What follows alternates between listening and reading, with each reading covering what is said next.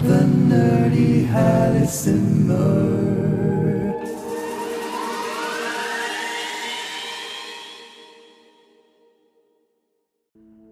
Hey guys, it's the nerdy Helisimmer. I've just gotten myself a nice cup of coffee and we're sitting at the ramp of, you guessed it, Hobart Cambridge Airport in Tasmania. Commemorating the 40th anniversary of their famous flight simulation series, Microsoft has released a large update for MSFS 2020 just this Friday, presenting a new feature that up until now has been missing in the sim, which is of course the official helicopter flight model. With the update you get two helicopters, one of which is the Gimbal G2 Cabri training helicopter, and the other one is the good old Bell 407 that you are looking at right now. As a flight simulation veteran, what a sad thing to say, I started out flying helicopters in Microsoft's FS9 and FSX back in the day, which wasn't an easy thing to do because the helicopter flight model sucked. Now this hopefully has changed with this highly anticipated update supposedly introducing realistic helicopter flight dynamics into MSFS. I really have to speed up because this chill out intro screen is about to end. Join me on my first helicopter flight in the Nemeth Design Bell 407. Okay guys, I promised to show you my first helicopter flight in MSFS ever. Here it is, but you might wonder why I'm fast forwarding through it. The whole thing felt quite weird and I was surprised that I hardly needed any pedal input at all. I am a complete noob when it comes to MSFS and the functionality of the simulator, and apparently there was some sort of assist system activated. So if you want to experience the real helicopter deal, enter the assistance options and make sure that under piloting, the helicopter's assisted tail rotor and assisted cyclic is turned off. Now back in game, hopefully purely unassisted now, let's take a look at the helicopter from the outside. Yep, this is a Bell 407 for sure, and a nice one at that. 3D modeling is exquisite. The only thing I found to be off is that the rotor mass doesn't seem to be canted forward like it is in the real world. More on that later. You can see the tail rotor pitch changing when using the pedals. Same goes for the main rotor blades. The pitch is changing collectively as we raise the collective. One thing that is not animated is the swash plate of the main rotor hub. You can see me move the cyclic within the cabin, but there's no movement whatsoever at the rotor head. Interior modeling is also very nice, kept in custom grey with leather seats as it seems. I'm not sure whether or not there is an HEMS version available. Circuit breakers are as of now inoperable. Let's check our switches. Rotor brake is disengaged. Let's switch the avionics off. Don't want to put too much strain on the battery. Basically everything should be turned off but the hydraulics. The generator switch is a three-way switch. Reset off and on. We're going to switch it off. Anti-collision lights to on before any part of your aircraft starts to move. The generator supplies your aircraft with electrical power throughout the flight, not unlike the alternator in your car.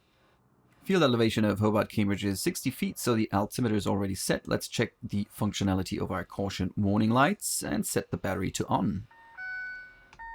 I expected to hear the low RPM warning horn here, and for some reason the panel lighting is defaulted to on. Let's switch it off.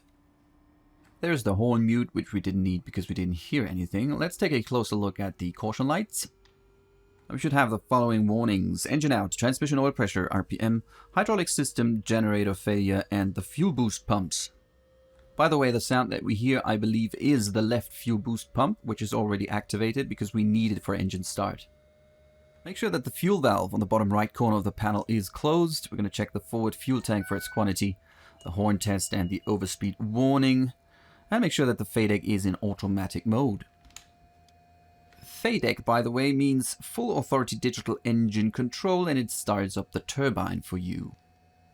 For this to work, the helicopter's throttle needs to be in the idle position, which it already is. For our controls check, roll on the throttle all the way and then close it, and then put it back to idle. We now have 60 seconds to start the engine, or starter latching will be disabled, and we will have to cut off the throttle and roll it back to idle again. As I move my cyclic, you can see that it reacts smoothly to inputs around the center area, but then suddenly jolts at the lateral positions, which is weird because at the moment I don't have any curves selected. Let's see how that goes. Push the starter once to initiate engine start. Overall sound is pretty good, but I am missing the clicking sound of the ignition at this point. You can hear the turbine firing now. In daylight it is pretty hard to make out the anti-collision light on the tail fin, and on the underbelly of the fuselage. Now here's one strange thing about this Bell 407. I would expect NG to stabilize around 63%. This is called ground idle, and we would wait for the temperatures and pressures to stabilize before rolling on the throttle completely. This is also the time that we would activate the generator. This FADEC, however, takes the engine straight into flight idle without me moving the throttle at all. So the throttle seems to be fully open even though the physical throttle isn't. We'll switch on the right fuel boost pumps now and all electronic equipment that we need. I'm going to switch on the cabin lights and the avionics. I'm not sure what a broadcast master switch is. Maybe it's for an entertainment system, or I don't know, for broadcasting. Maybe one of you guys can enlighten me there. Don't forget to switch on your main flight instruments, and then we should be ready to go.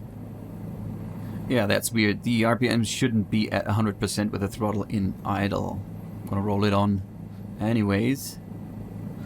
We'll leave the radios as they are. We are not on VATSIM today. However, if you are interested in learning how to fly a helicopter with online ATC, feel free to check out my tutorial series.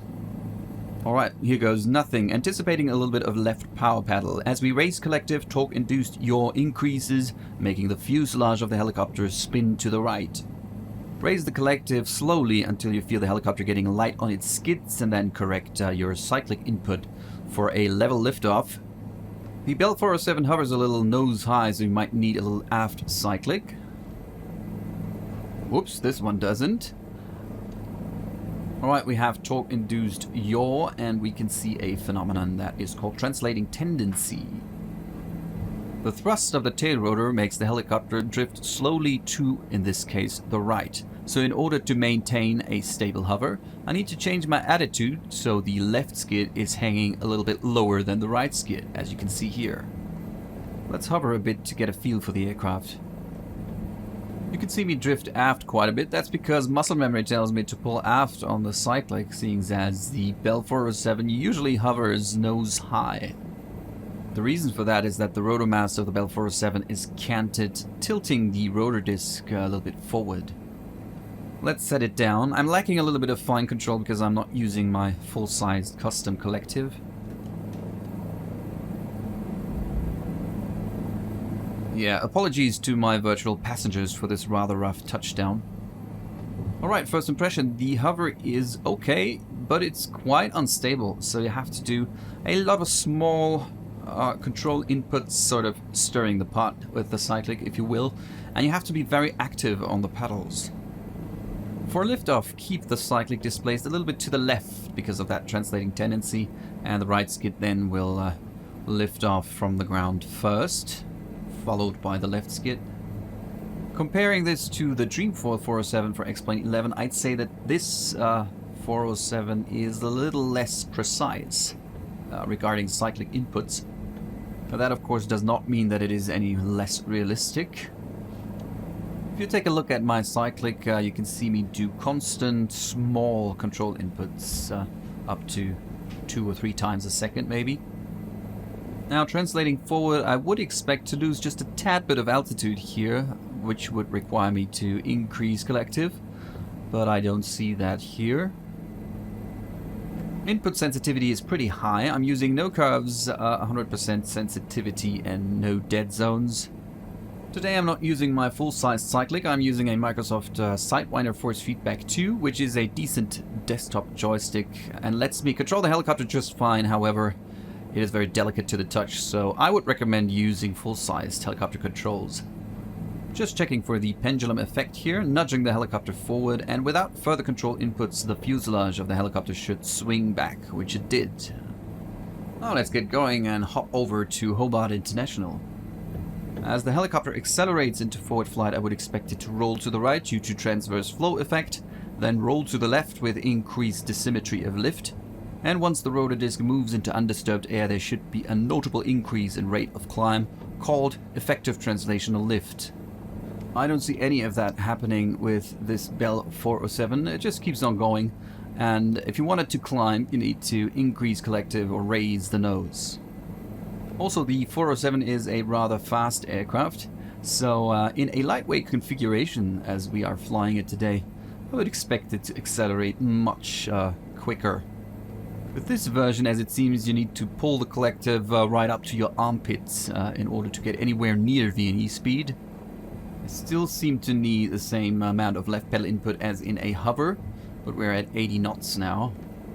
We are definitely not in the safe regions of the height velocity diagram here, but I wanted to fly low and slow to marvel at the default scenery of MSFS. Even these fields and trees are a joy to look at if you're used to the default scenery of X-Plane 11 or 12. Notice how the aircraft's nose suddenly yaws to the right as I lower my collective for my approach into Hobart International. If you lower the collective in a helicopter, that should reduce torque-induced yaw. That in turn requires you to ease off on the power pedal or maybe even give opposing pedal input. However, not in this Bell 407. The amount of anti-torque seems to be the same independently of where your collective lever is. I don't remember seeing palm trees in Tasmania, maybe a few ferns. However, the scenery is so nice, I just love the visuals of MSFS. As I slow the helicopter down to about 20 knots, I'd expect to lose effective translational lift, requiring me to pull in quite a bit of collective, increasing torque-induced yaw. Anyway, none of these things seem to happen with this particular model. This really is my first time flying helicopters in MSFS 2020, so I didn't watch any reviews or read any reviews about the Bell 407 yet. I did, however, make sure that the in-game realism is set to maximum and I deactivated all the helicopter control assists.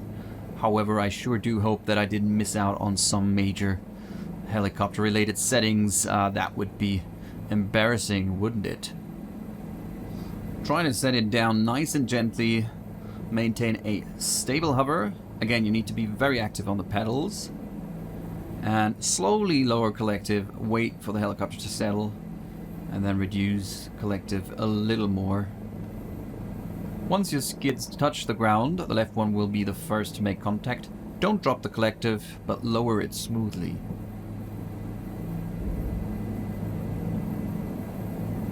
There we go, that was better, our first short flight.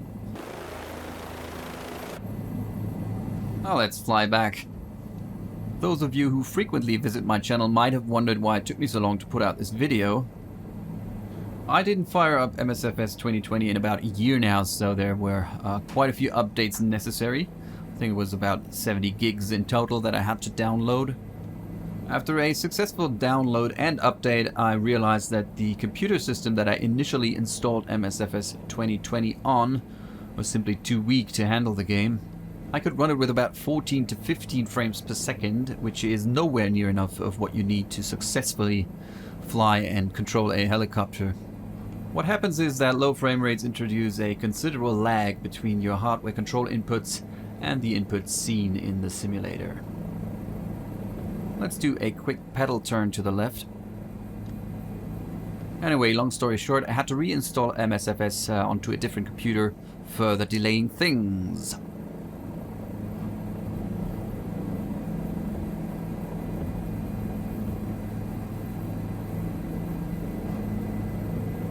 Again, as we are translating into forward flight, I don't see any advanced helicopter flight dynamics taking place in this Bell 407.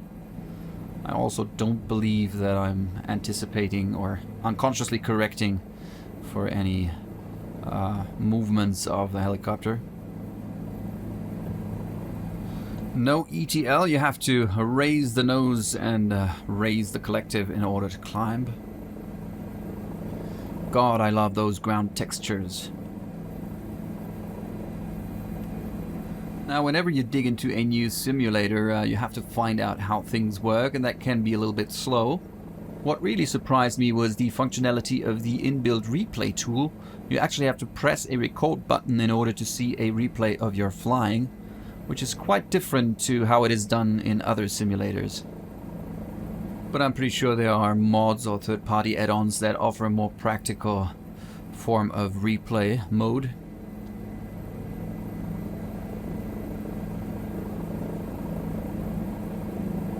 We are lightweight, and yet the helicopter has a hard time reaching 120 to 130 knots, which is about cruise speed in a 407. Yes, it is a fast aircraft. I could still pull a little more torque, however I find that unusual. Now it still feels like I'm using the same amount of left pedal input as I did while I was hovering close to the ground. As the horizontal stabilizers of the Bell 407 become more effective as we gain speed, I would expect less left pedal input needed during cruise flight. Let's talk about the pedal stop switch on the overhead panel. The initial 407 entered the market in the mid-90s, so it's been out there for quite a while. And in its early years there had been a series of fatal accidents where the tail rotor apparently collided with the tail boom. This supposedly was caused by strong pedal inputs during flight, so the manufacturer Bell Helicopters installed a pedal stop which limits the range of pedal movement in cruise flight. However, this does not affect pedaling during hover or slow flying. Let's make a sharp turn back to the airfield and listen for the blade slap that comes into the sound set ever so often.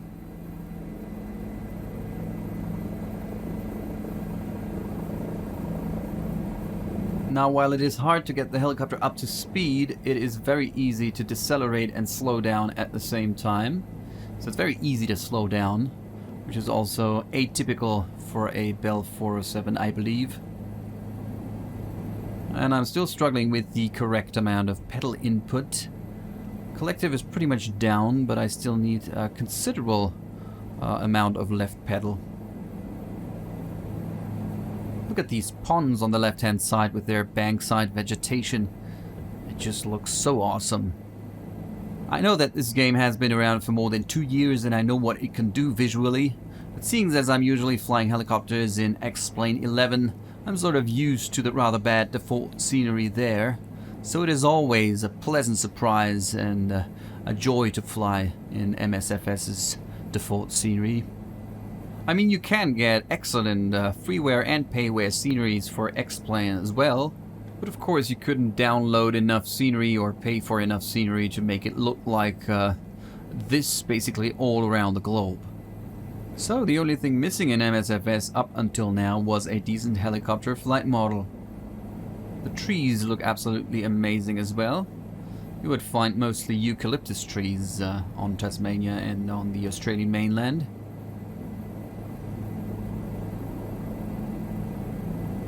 Speaking of trees, there are some in my way that could be a close call. Thankfully enough, they sort of disappear. Now I will pull aft on the cyclic, thereby raising the nose, while lowering the collective at the same time to decelerate. And you can see the nose of the aircraft yawing to the right. I would expect just the opposite.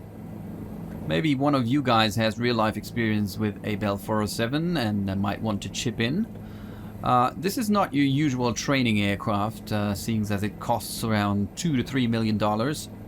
So, general first impression of the new helicopter flight model for MSFS. The movement of the helicopter through the air seems to be simulated quite well. I can't be sure without further testing, but I'd say that it is probably up to par with what other simulators have to offer, such as X-Plane DCS or Aerofly-FS. I have to say though that this particular Bell 407 seems to be missing out on some vital parts of helicopter flight dynamics, such as effective translational lift and the correct modeling of torque-induced yaw. The latter being much better with the Gimbal G2 Cabri, which I also took for a spin of course. I'm gonna make an extra video about that later. But even in X-Plane, the default helicopters that came with the simulator were not of high quality, so it'll be exciting what other developers will be able to do with this new helicopter flight model. Now, another thing that took me by surprise is the fact that the Nemeth Design 407 hovers pretty much straight and level, whereas the real 407 seems to hover nose high, which is also true of the Dreamfoil 407 for X-Plane. I checked the weight menu of MSFS and I did not find a slider controlling the center of gravity of the aircraft, but even after loading up the helicopter in a tail-heavy configuration, it was still hovering pretty much straight and level, as you can see it here. Incidentally, we can do a slope landing here. The taxiway at this point is rather steep. Maintain a stable hover and slowly reduce collective. The tip of your skids will contact the ground first, and once they do, you just still maintain a stable hover and slowly reduce collective while you keep the rotor disc parallel to the horizon. So not parallel to the sloped ground, but to the horizon. Okay, last thing for today, let's do an auto rotation. Auto rotation is the emergency landing procedure for a helicopter. In case of an engine failure, we will enter a steep descent using the updraft of air through the rotor disc to maintain enough rotor RPM to arrest our descent and cushion the landing back onto the ground. Quite frankly, I'm no expert on auto rotations with the Bell 407. Auto rotations in X-plane are not perfect, to say the least. There's a lot of gliding happening when you start to arrest your descent. The DCS flight model is a little bit better in that regard. Anyway, let's see what MSFS has to offer. Let's fast forward through the climb phase.